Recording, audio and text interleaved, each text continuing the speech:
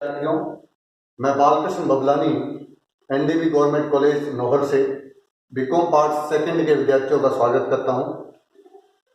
हमारा अगला विषय है निवास स्थान के आधार पर कुल आय का क्षेत्र। हमने पिछली क्लास में पढ़ा था कि कौन निवासी होता है, कौन असाधारण निवासी होता है और कौन अनिवासी होता है। अब उनकी कौन कौन सी आय करयोग्य होती है, कौन कौन सी आय करयोग्य नहीं होती, उसको हम पढ़ेंगे।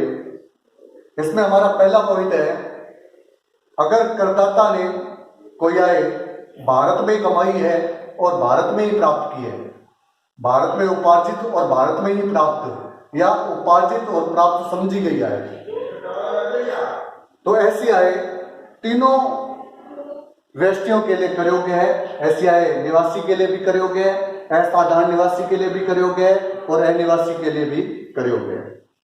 अर्थात अगर उसने भारत में कमाई की है और भारत में ही प्राप्त की है तो ऐसी आय तीनों हमारे जो निवासी, असाधारण निवासी और अनिवासी के लिए वो आय करयोग्य होगी।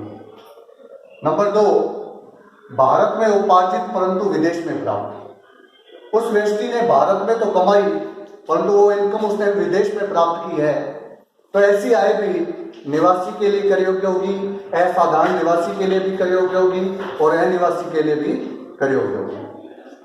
इसके बाद भारत में प्राप्त आय जो विदेश में उपार्जित हो, अर्थात विदेश में कमाई गई थी परंतु उसको प्राप्त भारत में किया गया था, ऐसी आय भी तीनों के लिए करयोग्य होगी, निवासी, असाधारण निवासी और अनिवासी के लिए। नंबर 4, भारत के बाहर कमाई गई और भारत के बाहर ही प्राप्त आय जिसका नियंत्रण भारत में स्थित हो। भारत के बाहर ही कमाई और भारत के बाहर ही प्राप्त जिस व्यापार का नियंत्रण भारत में हो या भारत में स्थापित पेशे से संबंधित हो, ऐसी आय निवासी और असाधारण निवासी दोनों के लिए तो करयोग्य होगी परंतु अनिवासी के लिए करयोग्य नहीं होगी।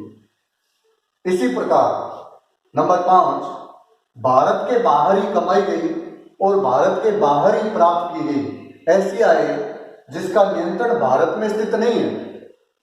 दोबारा सुनिए, भारत के बाहर ही कमाई और भारत के बाहर ही प्राप्त की परंतु उसका कंट्रोल भारत में स्थित नहीं है, तो ऐसी आय केवल और केवल निवासी व्यक्ति के लिए करयोग्य होगी, असाधारण निवासी और अनिवासी के लिए करयोग्य नहीं होगी। नेक्स्ट, गत वर्ष से पूर्व की विदेशी आय। गत वर्ष से पहले की कोई विदेशी आय जिसको आप गत वर्ष में भारत में लेके आते हो और न तो निवासी के लिए करयोग्य होगी, न असाधारण निवासी के लिए करयोग्य होगी और न अनिवासी के लिए करयोग्य होगी। एक समरी हम छोटा सा दोबारा बता रहा हूं मैं कि अगर व्यक्ति करदाता भारत में कमाई गई आय और भारत में ही प्राप्त करे तो तीनों के लिए करयोग्य होगी।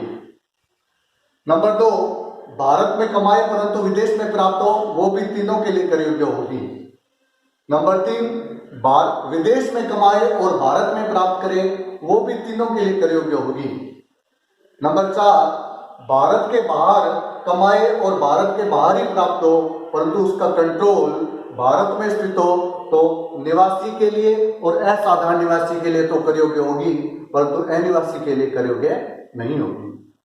नंबर 5, भारत के बाहर ही कमाए और भारत के बाहर ही प्राप्त करे परंतु उसका कंट्रोल भारत में न हो, तो ऐसी स्थिति में वो केवल निवासी व्यक्ति के लिए ही करयोग्य होगी। और अंत में गत वर्ष के पूर्व की विदेशी आय जो गत वर्ष में भारत में लाई जाए तो वो किसी व्यक्ति के लिए करयोग्य नहीं होगी। धन्यवाद साथियों।